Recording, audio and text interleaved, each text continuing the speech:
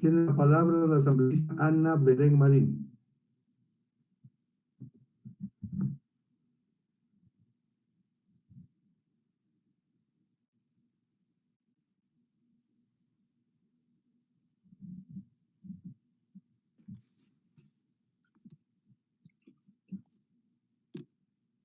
La asambleísta Ana Belén Marín, por favor, señor secretario, si le activan su micrófono. ¿Me escucha, señor presidente? Le escucho perfectamente. Adelante, Ana Belén Marín. Gracias, señor presidente. Un saludo cordial. Yo quisiera empezar mencionando que esta ley de económico urgente, evidentemente que ha pasado por el proceso que eso así corresponde, pero se ha intentado en el camino buscar varias formas para desestabilizarla. Algunos artículos absolutamente necesarios, pero han sido desvirtuados. Desvirtuados porque lamentablemente en algún momento se intentó manejar esta ley para hacer campaña política. Pero ahora estamos ya en la fase final. Y para ello, querido presidente, encargado de esta sesión, es que yo quisiera partir haciendo una reflexión respecto a los puntos que han sido muy positivos por parte del veto. En ese contexto, es necesario recordar que el veto que ha sido presentado tiene muchos temas muy positivos. Voy a empezar con uno de ellos, que es, por ejemplo, el crédito productivo. Miren, qué importante que se especifique que los créditos serán para el sector productivo. El sector que jamás ha dejado de trabajar, que nunca paró, que en la pandemia estuvo activo, que genera economía, que genera divisas, pero que sobre todo genera alimento. Sin duda, siempre faltará más inversión. Y lo que hace este veto es direccionar ello, porque complementa lo que dice el Ejecutivo, es que lo que falte para el presupuesto, el Ejecutivo complementará. Y entonces, estos esfuerzos crediticios con mecanismos propios de liquidez, créditos, seguros y otras garantías, va a permitir que estos créditos refinanciados, inclusive que generen una reprogramación o una reestructuración, estén exentos del pago de la contribución del 0.5% del monto de la operación. Estos son realmente acciones para generar y reactivar la economía de nuestro país. No podemos echar todo a la borda. No podemos decir que esta ley no sirve o que no apoya. Evidentemente voy a ir demostrando de que es una ley importante. Ya varios de mis colegas han mencionado sus argumentaciones. En este momento, al país no permitamos que esto no suceda.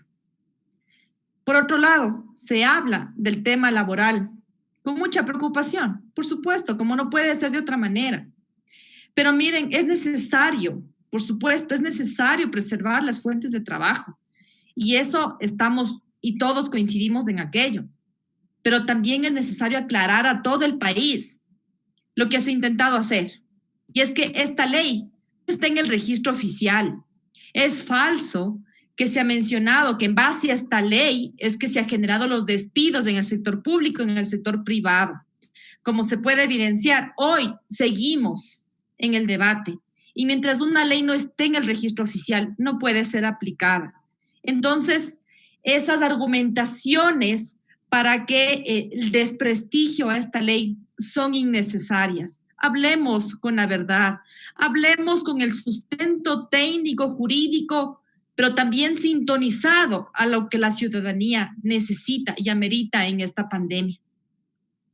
En este tema de los acuerdos de la preservación del trabajo, cabe mencionar que en el veto se establece que estos acuerdos de preservación del empleo no podrán afectar al salario básico o a salarios sectoriales.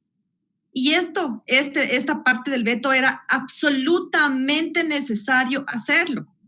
Porque claro, mucho más allá de las explicaciones que podemos dar, la realidad es que la concepción como estaba en el texto que fue enviado por la Asamblea se comprendía que iba a disminuirse la jornada laboral, pero además se disminuía a la mitad, no solo el tiempo, sino también el salario. Eso siendo contraproducente e inconstitucional. Por eso esta aclaración en el veto me parece absolutamente racional y esto permitirá de alguna manera tener las jornadas completas, sí, donde tengan las jornadas completas obviamente tendrán su salario como corresponde y en el caso que exista algún tipo de variación tendrán que respetar el salario básico o los salarios sectoriales que están debidamente registrados en el Ministerio de Trabajo. Pero por otro lado, se conoce con certeza de que estos acuerdos son de dos partes. Y en el caso de incumplimiento de una de las partes a los acuerdos que se hayan llegado, también hay sus consecuencias. Pero veamos de esos acuerdos dentro del veto también qué candados adicionales se han incluido. Miren, a mí me parece necesario recordar que no solamente aquí tiene que cuidarse a la empresa quien genera trabajo, por supuesto que hay que cuidarla, sin duda alguna, pero también necesitamos que se respeten los derechos de los trabajadores. Y aquí se pone un candado adicional, y es que las utilidades no podrán ser distribuidas o redistribuidas los dividendos entre los socios, entre los integrantes de la empresa, como lo quieran llamar. Tendrán que ser reinvertidos en la misma empresa. Entonces ahí no habrá de ninguna manera ninguna excusa para decir es que no tengo presupuesto para pagar la planilla, no tengo presupuesto para pagar a los empleados. Esa reinversión va a generar un candado adicional de que los trabajadores tengan este beneficio y que las empresas puedan hacer los ajustes necesarios para no quebrar, porque eso es lo que también tenemos que propender. No podemos permitir que se genere una ola de quiebra de empresas, porque de ahí, por supuesto, que va el aumento del desempleo. Es del equilibrio que yo me he mantenido y en mis discursos siempre los he mencionado, y que ahora tenemos que volver en la práctica y este articulado, este veto permite aquello. Así que, entonces, ¿cuáles son las sanciones? Esto es necesario que cuando se conoce que si es que se incumple con esos acuerdos que ya llegaron entre el empleador y el empleado, pues estos acuerdos de la preservación, y si es que el juez determina que el empleador utilizó de manera injustificada la fuerza mayor o caso fortuito para terminar la relación laboral, deberá pagar la liquidación por despido intempestivo multiplicado por 1.5, es decir, beneficio directo para el trabajador. No más infamia, no más mentiras. Una cosa es lo que dice la ley y cuando esté en el registro oficial, ahí les invito que puedan hacerse los debates que sean necesarios a nivel nacional, pero no a desprestigiar un trabajo que a la Asamblea Nacional le ha costado mucho. Por otro lado, querido presidente, también me parece necesario que nosotros podamos hacer la diferenciación entre las ratificaciones y los allanamientos. Yo he escuchado atentamente a los compañeros asambleístas. Hay algunas posiciones en las que no comparten que por qué se metió en el mismo como un paquete de los allanamientos y en otro en las ratificaciones. En este punto yo quisiera mencionar que es necesario, por supuesto, sumar voluntades. Sumemos voluntades para defender a los trabajadores. Sumemos voluntades para que el sector de la salud reciba sus beneficios. Sumemos voluntades para que los maestros, quienes han estado categorizados hace mucho tiempo, se hizo el concurso de maestros 6, ahora puedan tener ese reconocimiento real a nivel laboral. Es en eso en lo que tenemos que sustanciar y también reconocer que el veto tiene grandes aportes y esos grandes aportes han sido acogidos en esta norma. Pero también dentro de la comisión, por supuesto, como no puede ser de otra manera, ha existido la parte democrática, el incluir distintos insumos, los cuales le hacen que exista diferencias de criterio. Ante ello, he escuchado al señor presidente de la comisión, el cual menciona que se requiere ciertos artículos ratificación y otros en allanamiento, ante lo cual yo me permitiría adicionalmente hacer algunas recomendaciones que solicitaría pueda ser considerado por parte de usted, señor presidente Albornoz. En ese contexto, voy a empezar por los 3 artículos que considero que deberíamos más bien allanarnos. En el tema del allanamiento, voy a empezar en el veto número 13, que es respecto al artículo 27, y hablo específicamente del acuerdo preconcursal. ¿Qué pasa en este artículo? El Ejecutivo lo que está haciendo es estableciendo acertadamente que los acuerdos preconcursales serán discutidos en mediación. Nosotros, el documento que enviamos tenía este error jurídico que decía podrán ser acordados. No necesariamente todo lo que se discuta, ¿sí?, en mediación tiene que ser acordado. Entonces, por eso el veto lo que hace es no solo mejorar el texto, lo que hace es ajustar un error jurídico que se estaba plasmando en esta línea. Por otro lado, lo que también me parece necesario hacer el allanamiento que va en concomitancia con este artículo es el veto número 15 respecto al artículo 29 que incluye el contenido del acuerdo preconcursal. En este, en cambio, el Ejecutivo establece que la cuantía de los acuerdos preconcursales será indeterminada. Necesario esa aclaración. Y que en caso de presunción de algún delito relacionado con el acuerdo preconcursal, el juez dará inmediato aviso a la Fiscalía.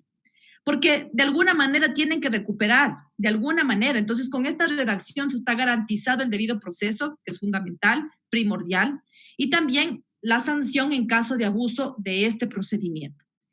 Con estas líneas, yo creería que es la forma de cerrar este ciclo respecto a los procedimientos preconcursales. También es necesario allanarnos al veto respecto al número 16, el artículo 30, que habla del procedimiento excepcional del concurso preventivo. Y específicamente el Ejecutivo establece la posibilidad de que en caso de no llegar a un acuerdo preconcursal se presente el requerimiento de cobro por vía judicial. ¿Qué se logra con esto? Se logra garantizar de esta manera la posibilidad de cobro a los acreedores. Eso por el lado del allanamiento. Y también quisiera recomendar respecto al tema de ratificaciones, que hemos visto con mucha preocupación ciertos artículos en los cuales considero que lo que envió la Asamblea Nacional es necesario ratificarlos. Y son 3 básicamente. La primera es, sin duda alguna, el veto número 3, que hace referencia al artículo 9 y que en el veto lo que hace es incluir un inciso, bueno, hace unas rectificaciones adicionales, pero incluye un inciso adicional que habla que el Consejo Directivo del IES determinará los valores de afiliación voluntaria que deban pagar los afiliados que deseen optar solamente por una prestación o prestaciones determinadas, el cual considero definitivamente que es nocivo. Así existan dentro del texto argumentaciones adicionales innecesarias. Este inciso en particular contradice lo que ya se hace en su contexto respecto al IES. Por lo que, de hecho, las facilidades de pago en las deudas de la Seguridad Social han sido un pedido en el que han coincidido todos los sectores que han ido a la comisión, los sectores que han participado en la asamblea, en comisiones generales de todo el país. Han mencionado su tema de las facilidades de pago, pero recordemos que el espíritu de esta ley debe buscar el ayudar a que las personas naturales y jurídicas cumplan con sus obligaciones, sin estrangular ningún tipo de economía.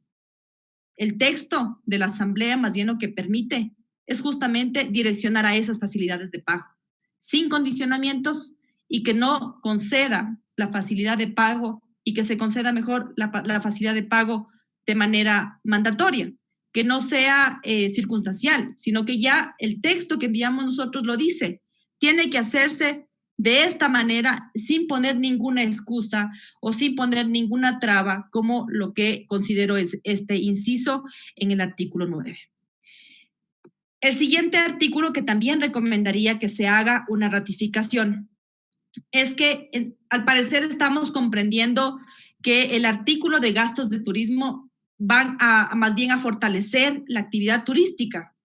Ojo, ese no es, desde mi punto de vista, ese considero que no es la realidad de ese pensamiento, sino que más bien la normativa, recordemos que existe del Servicio de Rentas Internas, establece que podrán deducir de gastos personales con ingresos netos inferiores a $100,000, a $100,000. La Asamblea Nacional establece, en cambio, que los gastos generados por turismo dentro de esta franja serán deducibles. Entonces, a mí me parece que eso es lo correcto, porque en el veto, en cambio, se pretende ampliar sin límite de gastos esta deducibilidad. Por lo que considero que quien cuente con la disponibilidad de gastar en turismo más allá de los 3,300 establecidos ya en la norma del Servicio de Rentas Internas, debe pagar impuestos. ¿Por qué quieren en este momento desviarlo? Que si tienen más dinero, perfecto, inviértanlo, que generen más turismo, perfecto, pero no puede ser esa una razón para dejar de pagar el impuesto. Entonces, me mantengo en lo que siempre he dicho, y es que el que más tiene, más pague. Y el último de los artículos en los cuales consideraría también la recomendación de ratificar son los mecanismos tecnológicos para sustituir la presencia física. Este es el veto 25. En este artículo en particular quisiera hacer una reflexión adicionalmente a lo que ya hemos escuchado respecto a este artículo. Y es que esta ley es una ley humanitaria, concebida para afrontar la emergencia por la crisis. Entonces, cualquier modificación permanente a la ley debe tener el proceso ordinario de reforma de una ley de manera procesal. No necesariamente debe ir en esta ley. ¿Por qué? Porque vamos a poner el caso, si quieren aplicar este artículo, van a tener que ir a la ley de apoyo humanitario del COVID, cuando los notarios tengan que poner en la aplicabilidad, en el momento del tipeo en las resoluciones. Cualquier tipo de aplicación. Me parece un error. Deberíamos evitar y hemos hablado insistentemente en el pleno, en el anteriores, hemos mencionado que eso no podemos, más bien dicho, deberíamos evitar que eso suceda y que todos los trámites de temas generales pues vayan por el tratamiento que corresponde, pero no incluirle en una ley económica urgente. De hecho, en el veto se pretende permitir que toda diligencia realizada por medios telemáticos de las notarías constituyan medio de prueba en el juicio, lo cual desde mi punto de vista considero que estaría contra el debido proceso. Además, esta posibilidad no es aplicable a la fecha, porque ya las notarías están trabajando de manera ordenada y adicionalmente el Ejecutivo lo que está haciendo también es eliminando la condición de que esto puede hacer durante solo la pandemia. Si vemos del texto, está que puede ser de aquí, sin límite y a largo alcance. Entonces, esas reflexiones respecto a los puntos positivos de esta ley, a dejar fuera las mentiras que se han dicho respecto al tema del trabajo, que hay muchas mejoras respecto a ese tema en este veto, en el informe presentado por el señor presidente, y por supuesto proponer tanto los allanamientos como las ratificaciones que puedan ser consideradas dentro de la moción del señor presidente Albornoz. Gracias, presidente encargado Donoso.